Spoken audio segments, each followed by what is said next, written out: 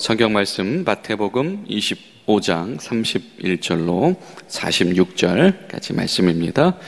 인자가 자기 영광으로 모든 천사와 함께 올 때에 자기 영광의 보좌에 앉으리니 모든 민족을 그 앞에 모으고 각각 구분하기를 목자가 양과 염소를 구분하는 것 같이 하여 양은 그 오른편에 염소는 왼편에 두리라. 그때에 임금이 그 오른편에 있는 자들에게 이르시되 내 아버지께 복받을 자들이여 나와 창세로부터 너희를 위하여 예비된 나라를 상속받으라.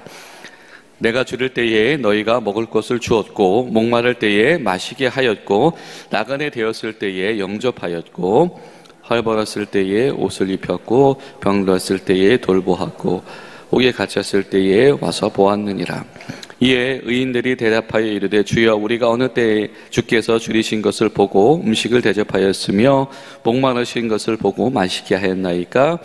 어느 때에 나그네 된 것을 보고 영접하였으며 헐벗으신 것을 보고 옷 입혔나이까?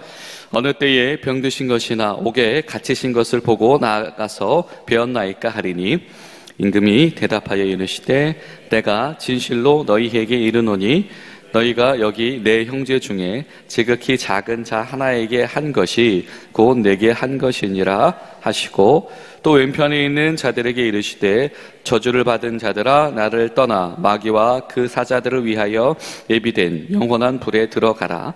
내가 줄일 때에 너희가 먹을 것을 주지 아니하였고 목마를 때에 마시지 아니하였고 나그네 되었을 때에 영접하지 아니하였고 헐벗었을 때에 옷 입히지 아니하였고 병들었을 때와 옥에 갇혔을 때에 돌보지 아니하였느니라 하시니 그들도 대답하여 이르되 주여 우리가 어느 때에 주께서 줄이신 것이나 목마르신 것이나 나그네 되신 것이나 헐벗으신 것이나 병드신 것이나 옥에 갇히신 것을 보고 공양하지 아니하더이까?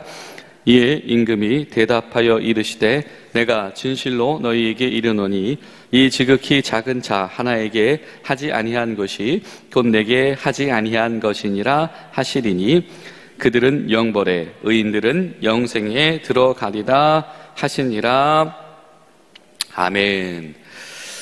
예수님께서 이 말씀하고 계시는 이 다시 오심, 이 심판에 대한 이야기가 이 양과 염소를 그 중심에 서시니가 오른편과 왼편으로 분명히 나누시고 그에 대한 상급과 그에 대한 형벌 선고를 분명히 다르게 하신다라고 하는 것을 이야기하고 있습니다.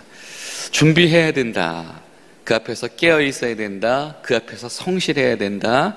그가 주신 기회를 놓치지 말아야 된다. 라고 했던 그 준비한다라고 하는 것이 어떠한 의미인지가 사실은 오늘 말씀에서 이제 명확하게 되어지는 것이죠.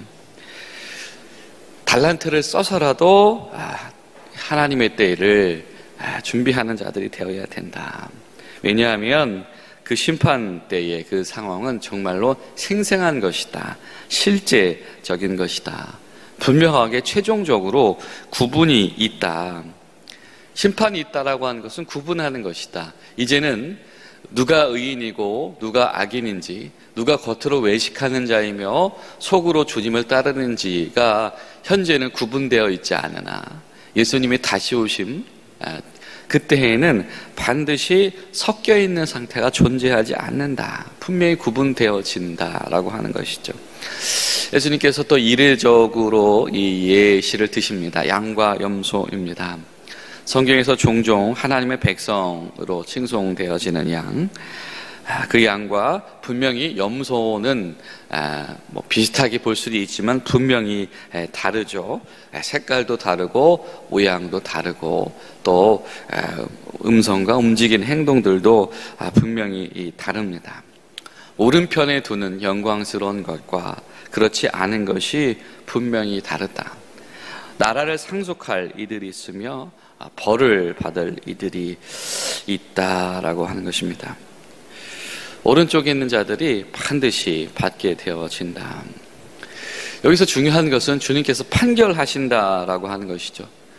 주님께서 판결하신다. 그렇다라고 한다면 주님께서 판결하시는 그 판결의 근거가 무엇인가? 어떤 이들이 영생이라고 하는 이 하나님이 주신 이 선물 가운데 들어가게 되어지는가? 그것은 무엇입니까? 어떤 그냥 단순히 하나님 안에서 우리가 하늘나라에 속해서 천국에 들어가라고 하는 어떤 이런 추상적인 교리를 따라서 사는 사람이 아니고 아버지의 뜻을 실제로 행하는 사람이고, 그것이 필요한 이들, 어려움에 처한 이들 향해서 그것을 행하는 이들이 바로 주님의 심판 가운데서 인정받게 되어진 이들이다라고 하는 것이죠. 여러분, 우리가 이런 본문을 만날 때 잘 기억해야 되는 것이 바로 성경의 맥락입니다. 왜냐하면 오늘 이런 말씀, 그렇구나, 이거 선행 안 하면 이 구원 못 받는 거구나, 이렇게 하는 이 행위 구원에 우리가 함정에 빠져서는 안 되기 때문입니다. 예수님께서는 그것을 뭐라고 책망하셨죠? 외식하는 것들 율법주의다라고 지금까지 지속적으로 책망해 오셨습니다. 그러니까 단순히 이 어떤 행위를, 의로운 행위를 하는 것이 이 하나님의 나라에서 오른편에 앉는 그런 조건은 아니다라고 하는 겁니다. 분명히 예수님은 구원은 어디에 있다라고 이야기하셨죠? 하나님의 사랑, 은혜에 있다라고 말씀을 하십니다. 베푸신 은혜, 주인이 값없이 탕감해 주신 은혜 가운데 그 구원의 비결이 있다. 그렇기 때문에 여러분, 율법으로 절대로 어떤 의의 판정에 들지 못하는 이들을 예수님께서는 다 챙기셨습니다. 세리들이 그러했고요. 그렇죠? 창녀들이 그러했습니다. 이 은혜의 사죄가 아니다라고 한다면 그들에게는 이 구원받은 제2의 삶에 대한 소망을 가지는 것이 불가능하지요. 그런데 그럼에도 불구하고 오늘 분명히 예수님께서는 하나님의 뜻을 행하는 자와 그렇지 않은 자를 주님께서 판결하신다라고 하는 겁니다. 진정으로 탕감받은 자, 그래서 진정으로 이 제자의 공동체에 들어온 자는 어떤 자들이냐면 자신의 제자의 신분을 하나님의 뜻을 행함으로 입증해내는 자들이다라고 하는 것입니다.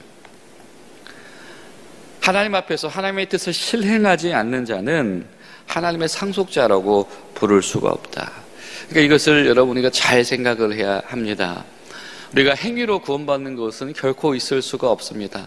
은혜로 구원을 받는 것이나, 그러나 은혜로 구원받은 그 탕감의 사랑에 감격한 이들은 반드시 현재 하나님의 뜻을 수행하고 있다라고 하는 것입니다. 하나님과 사람 앞에서 어떻게 그 하나님의 은혜에 반응하는 자인가, 어떻게 믿음을 소유하는 자인가, 주님께서 가르쳐 주신, 말씀해 주신 하나님의 뜻을 행하고 있다. 결국에는 이 믿음과 행위의 문제가 결코 별개의 문제가 아니고 한 몸이나 마찬가지다라고 하는 것입니다. 손바닥과 손등이 붙어 있지 따로 떨어져 있지 않죠. 그래서 손바닥과 손등이 같이 온전한 형태를 유지하고 있어야 그것이 건강한 것인 것처럼, 우리가 믿음이 없는 행위는 뭐라고? 무의미하고 방향이 없다라고 야고보가 이야기를 하죠. 또 행위가 없는 믿음은 죽은 것이다. 왜냐하면 공허한 것이기 때문이다 라고 이야기를 합니다. 행위가 없는 믿음은 죽은 믿음이다. 아마 야고보서는 바로 이런 예수님의 이 가르침에 대하여서 뭔가 굉장히 깊이 새김이 있었던 것 같습니다.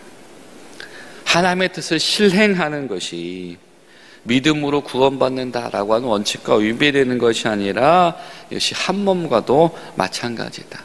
교조주의, 이 교리주의, 왜 이 사람들이 왜 믿음을 생활에서 떠나가는가, 우리가 이단에 휘둘리는가, 이것이 우리가 단순히 교리 교육을 못 받았기 때문인가? 그렇지 않지요. 삶 속에서 그리스도의 의를 실행하는 일을 하고 있지 않기 때문에 우리가 주의 제자다라고 하는 것, 주님의 양이다라고 하는 그런 정체성들이 우리에게 소멸되어져 갔기 때문일 것입니다.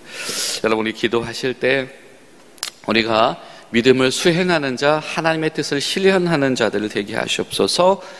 기도하는 하루 될 수 있기를 바랍니다.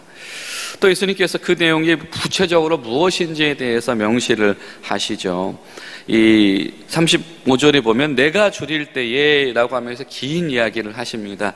너희들이 나에게 한 행위에 대해서 이야기를 하시죠. 그리고 너희 중에 이 형제 중에 이 작은 자에게 한 것이 내게 한 일이다. 형제들 중에서 이 지극히 작은 자, 사실 이 마태복음에서는 예수님께서 이 작은 자에 대한 강조를 계속해서 해오셨죠. 그들을 어떻게 구제할 것인지, 어떻게 환대하고 영접할 것인지, 그들에게 어떻게 나누어주고 위로할 것인지, 어떻게 위문할 것인지, 이 형제 공동체, 이 작은 자에게 그렇게 했을 때 이것이 예수님에게 행한 것이 된다라고 하는 거예요. 여러분, 이것이 그렇지, 이 예수님에게 하듯이 그런 작은 자들 섬기는 것이 주님의 뜻이지, 우리가 1차적으로 이런 묵상을 해야 될 것이고, 또 하나 이 감격적인 것이 무엇입니까? 예수님께서 이 제자 공동체 중에 하나를 본인과 동일시하신다라고 하는 거예요. 여러분, 우리와 함께 있는 이 제자 공동체, 교회의 한 사람 보기를 예수님 보듯이 하는 것, 그것이 바로 하나님 나라의 비결이다라고 하는 겁니다. 이게 그냥 단순히 어떤 보편적인 인류애를 이야기하는 것이 아니고, 우리 공동체 가운데 있는 그 한 사람 한 사람을 우리가 어떻게 받아들이고 영접하는가, 그 작은 자, 이 제자 공동체 그 사람 대하기를 마치 예수님 대하듯이 대할 수 있는 것. 마치 예수님처럼 생각했다라고 한다면 그가 어려움 당했을 때 너희들이 가만히 있을 수 있겠느냐라고 하는 것이죠. 그러할 수 없다라고 하는. 여러분, 이 동기 자체가 다른 겁니다. 우리가 어떤 일을 할 때에, 선행을 할 때에, 지금 이것이 요즘 시대의 흐름이, 사람들이 이러하니까 뭔가 이 구호에 대해서, 난민에 대해서, 아니면 구제에 대해서, 사람들이 기부에 대해서 굉장히 이것이 필요하다고 생각하니까, 이런 차원이 아니라 마치 그 한 사람 한 사람을 대할 때 예수님을 대하는 마음으로 그들을 대해 나가는 사람들. 주님의 기대, 하나님의 뜻이 바로 그 형제를 예수님 대하듯이 적극적으로 만나며 적극적으로 돕는 것. 동시에 이 말씀을 하시죠. 너희들이라도 돌보지 않으면 그들은 소외되어진 자들이기 때문이다.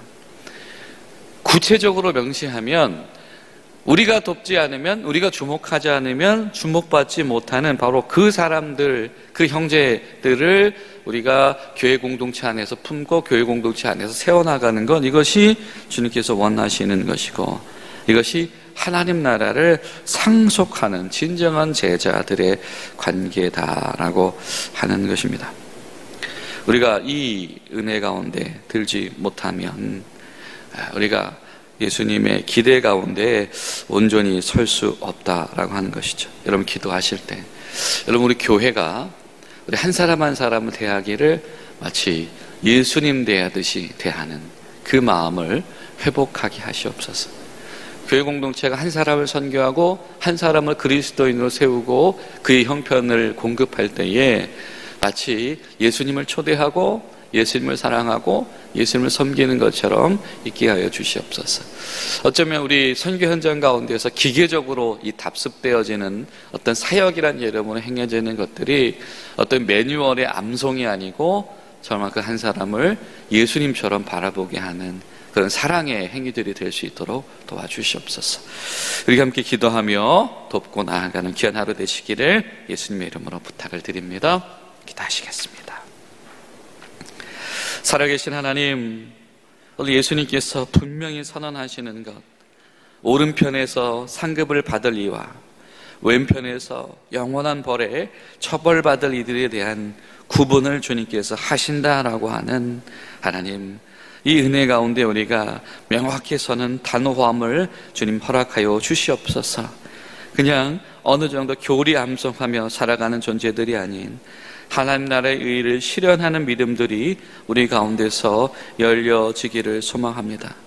주님께서 원하시는 것, 내 형제들 중에 지극히 작은 이 한 사람을 마치 예수님처럼 바라볼 수 있는 그 사랑의 능력이 우리 가운데 열려지게 하셔서 마땅히 주님 기뻐하신 일들을 품어내는 주의 교회 될 수 있도록 도와주시옵소서. 오늘 하루 우리 성도들의 삶 가운데, 일터 가운데, 우리 사역 가운데 동행하여 주시옵소서. 예수님의 이름으로 기도하옵나이다. 아멘.